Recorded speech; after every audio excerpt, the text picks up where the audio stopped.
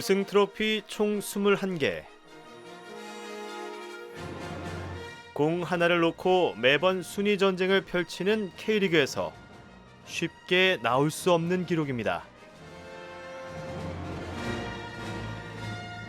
그러나 영광의 시대는 연기처럼 흩어져 자취를 감췄습니다. K리그에서 가장 많은 7개의 별을 달고 있는 명문구단 최다 우승팀 성남. 하지만 그 성남FC가 벼랑 끝에 서 있습니다. 수비 따돌리면서 슛! 김금백 골키퍼 왼손으로 막았고 경기가 그대로 끝났습니다. K리그 최고 명문팀 7개의 별을 달고 있는 성남이 사상 처음 K리그 챌린지로 가게 됩니다. 하지만 까치의 날개의 짓은 아직 꺾이지 않았습니다. 벼랑 끝에서 악으로 깡으로 한 번에 도약에 성공했던 이들은 이대로 포기하지 않을 겁니다. 아픔을 털어내고 과거의 영광을 위해 처음부터 다시 희망을 안고 달려야 할 때입니다.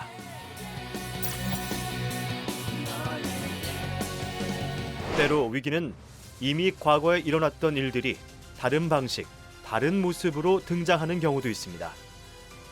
그래서 우리는 성남FC의 전신, 찬란했던 일화천마 시절의 레전드 선수를 만나보기로 했습니다. 안녕하세요. 저 축구 해설위원 이상윤입니다. 그라운드의 팽이라 불렸던 이상윤 해설위원이 기억하는 성남은 어떤 팀이었을까요? 저희가 89년도에 창단이 됐잖아요. 그때부터 조금씩 뭔가 이렇게 선수들 구성원이 상당히 좋아졌고, 근데 선수들 자체가 워낙 감독님이 그런 거 있잖아요. 스파르타식이잖아요. 훈련을 정말 많이 시켜줬거든요. 지금하고는 정말 다르게 뭐 새벽, 오전, 오후로 프로에서도 와, 이게 제가 프로인가 이게 맞나? 만약에 경기가 잘못되면 선착순 막 50바퀴, 100바퀴 뛰고. 그래서 저는 처음에 저 선택했을 때 저 되게 겁을 냈습니다. 왜냐면 이 팀에서 내가 과연 살아남을 수 있을까? 박종원 감독님이 전술 있잖아요. 한 50가지가 됩니다. 그걸 다 외워야 돼요. 그럴 정도로. 정말 어렵거든요. 일화천마는 K리그 명문 구단답게 신혜손, 고정훈, 신태용 등 수많은 스타 플레이어들을 배출하기도 했습니다. 정훈이 형 같은 경우는 직선적인 드리블을 하는 선수였고 파워가 정말 좋았어요. 치고 뛰는 그 스피드를 상대가 못 따라왔기 때문에 상당히 힘들었고 저 같은 경우는 뭐 기교, 아까 뭐 팽이라는 별명이 얘기했듯이 그냥 상대를 이용할 수 있고 우리 편과 뭔가 부분적으로 이거 커뮤니케이션 플레이 가져가는 거 있잖아요. 그런 게 상당히 좋았던 것 같아요. 신태용 그 선수는 경기장에서 플레이하는 거 보면 정말 그 자리에 필요한 선수 있잖아요. 뭔가 그 맥을 딱 잡고 이타적인 플레이도 해줄 수 있는 선수고 자신이 직접 해결할 수 있는 그 선수로서의 가치는 저도 높게 평가하고 있습니다. K리그 최초 3연패 위협을 달성한 일화천마. 그중 1995년 포항 아톰즈와의 챔피언 결정전은 지금도 레전드 경기로 회자됩니다. 고정훈이 그 선배가 원래 그 오른쪽에서 올라오는데 저게 올라올 상황이 아니었거든요. 타이밍이 딱 그렇게 올라올 것 같더라고요. 그래서 그 타이밍 맞춰서 헤더로 아주 그냥 제대로 머리에 맞춰서 제가 득점 만들었죠.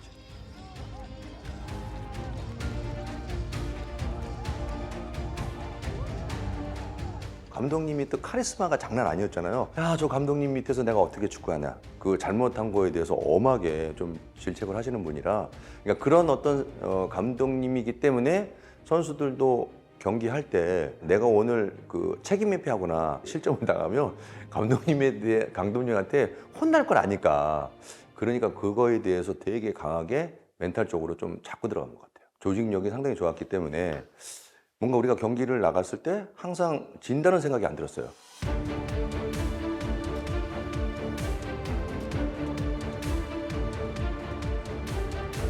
그런데 예고 없이 시련이 찾아왔습니다. 패배를 몰랐던 팀이 왜 그렇게 된 걸까요? 그때가 아마 외국인 감독 레네라고 저하고는 너무 좋았어요. 그들은 정말 운동 딱 1시간이나 1시간 반에 정리를 해요. 그리고 나머지 시간에 프로니까 자기가 관리해야 된다는 그런 생각을 우리한테 주입을 시켜줬는데 거기서부터 이제 어긋난 게 좀 있더라고요. 그러니까 박종환 감독님이 한참 좋았을 때 그 스파르타식으로 하니까 그러니까 이제 구단에서도 프런트도 볼 거 아니에요. 운동하는데 야 예전에 했던 그 패턴이 아닌 거야. 잘하든 못하든 그 대가를 받았잖아요. 근데 못하는데도 그냥 감독님은 다음에 잘해 그런 식으로 나오니까 구단에서는 외국인 감독을 좋게 볼 리가 없잖아요. 그런 부분이 있다 보니 팀이 정상적으로 가기가 너무 어렵더라고요. 위기에서도 불굴의 의지로 다시 왕조를 세운 선배들. 그의 조언이 절실히 필요합니다. 저 K2가 거의 평준화된 것 같아요. 그러니까 누구도 이 팀을 내가 잡는다, 이 팀은 거의 승점 제조기다 그런 팀이 없기 때문에 작은 것부터 하나 다시 시작해야 되지 않을까 싶어요.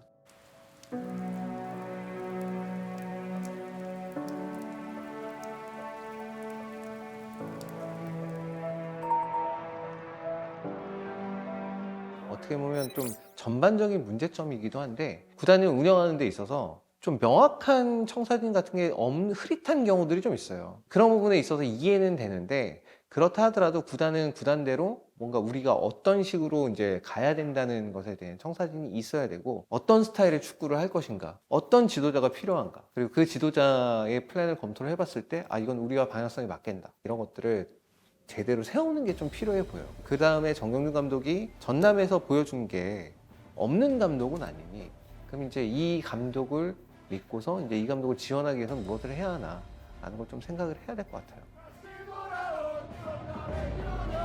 그 누가 안타깝게도 이 선수만큼 아픈 사람이 또 있을까요? 엄청난 환영을 받으며 6년 만에 집으로 돌아온 윤영선 선수입니다. 어쨌든 제 프로 입단팀이기도 하고 성남에서 제 많은 영광과 또 많은 걸 누렸기 때문에 당연히 이 팀에 대한 애정과 관심이 항상 있는 건 당연한 거였고 그래서 은퇴하기 전에는 꼭 은퇴는 성남에서 하고 싶다라고 생각했었는데 패배를 마주할 때마다 그의 마음엔 자책만 쌓여갑니다. 참 성남에게는 이렇게 되면 4달이 넘어가게 됩니다. 승리한 지가 너무 오래됐고 오늘까지 컵 대회를 포함하면 18경기, 컵 대회를 빼더라도 16경기 연속 우승입니다. 그렇습니다. 초반부터 좋지는 않았어요. 저희가 이제 3경기 하고 이제 감독님이 이제 나가셨고 그다음에 최철우 선생님이 또 대행으로 하셨는데 제가 어쨌든 행동으로 좀 더 많이 보여주고 솔선수범 해가지고 그런 모습 많이 보여줬어야 되는데 그런 게 좀 저는 개인적으로 부족하지 않았나 싶었고 혼자만으로는 안 되는 것도 있구나라는 생각을 또 다시 한번 하게 됐고 올해 정말 많은 경험을 하게 되는 것 같아요. 이게 어릴 때부터 성남과 함께 자란 선수도 결코 그 마음이 다르진 않습니다. 성남이란 팀이 계속 안 좋은 성적을 갖고 있다 보니까 일단 저라도 열심히 하자는 마음으로 뭐 저뿐만 아니라 다른 선수들도 다 똑같은 마음을 갖고 있었는데 그게 안 되다 보니까 다 힘든 시즌이지 않았나 생각하고 있어요.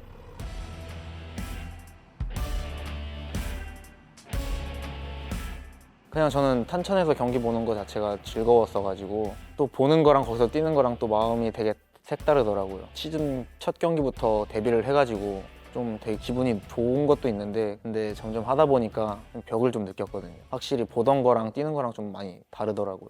첫 시즌은 솔직히 저는 제 자신한테 좀 실패한 시즌이 아니었나 생각하고 있어요. 더 잘하고 싶은 마음이 만들어낸 의지, 이를 굳건히 다져가는 과정.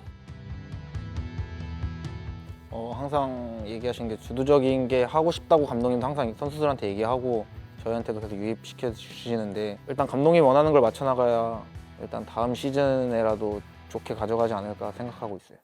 상황이 안 좋다고 해서 멈춰설 생각도 물러설 마음도 없습니다. 질풍 같은 용기로 거친 파도에도 굴하지 않고 이들은 내일을 위해 달려갑니다.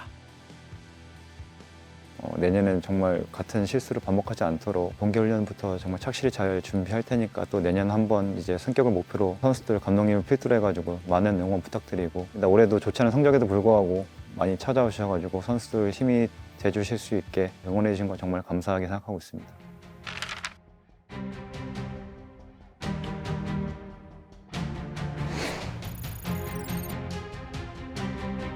일단 성남이라는 팀이 명문구단이고 또 환경이 너무너무 좋은 팀이고 축구만 잘하면 뭐든지 다 해결이 되는 그런 환경에 있는 팀이었기 때문에 여러 가지로 비교를 좀 해보면 이점이 굉장히 많은 구단이에요. 굉장히 어려운 상황인 건 인지를 하고 왔고 그 시스템 자체를 사람인 제가 만들 수 있다라는 자신감 있게 생각하고 그러고 왔는데 역시 뭐 녹록치는 않습니다. 근데 뭐 될 때까지 한번 해보려고 합니다.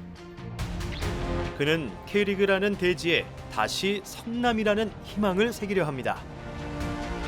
전남에서 그 FA컵 우승하면서의 했던 그런 기조와 지금의 K리그는 한 3파트 정도 전 넘어갔다고 보거든요, 흐름이. 그러니까 그 흐름 안에 내가 선두주자가 돼서 K리그를 팬들이 열광하는 그런 축구를 해내야 지도자로서도 인정을 받고 팀도 성적이 날 거라고 그런 판단을 했어요. 그래서 그런 것들을 만들어가는 지금 과정이기는 한데 뭐 말씀드린 것처럼 녹록치 않습니다. 하지만 뭐 저는 해낼 수 있다라는 자신을 가지고 지금도 계속 도전하고 있습니다.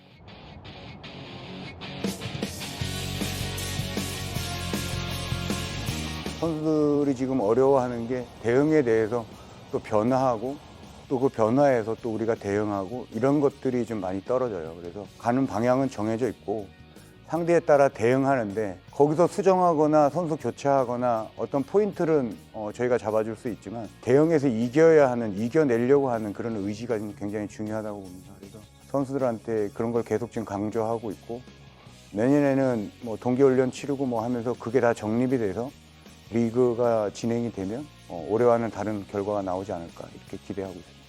팬이 없이 뭐 프로축구 사실 의미가 없잖아요. 그러니까 팬을 즐겁게 해야 된다라는 사명감도 있고 그 팬들한테 우리가 보답을 못하는 게 많이 죄스럽고 안쓰러운데 뭐 선수들이 그렇다고 해서 뭐 일부러 그렇게 뭐 매번 지고 싶어서 지는 건 아니니까 뭐 최선을 다해서 선수들 노력하고 있고 내년엔 다른 모습을 좀 보이려고 합니다. 그래서 좀 더 믿고 응원해 주시면 보답할 수 있도록 최선을 다하겠습니다. 삶을 직선으로 그려내는 건 불가능할 겁니다. 그러나 거친 파도에 굴곡이 져도 굴하지 않는 이들이 있습니다. 과거의 영광을 기필코 되찾겠다는 마음으로 도전이 버거워도 함께해주는 이들이 있기에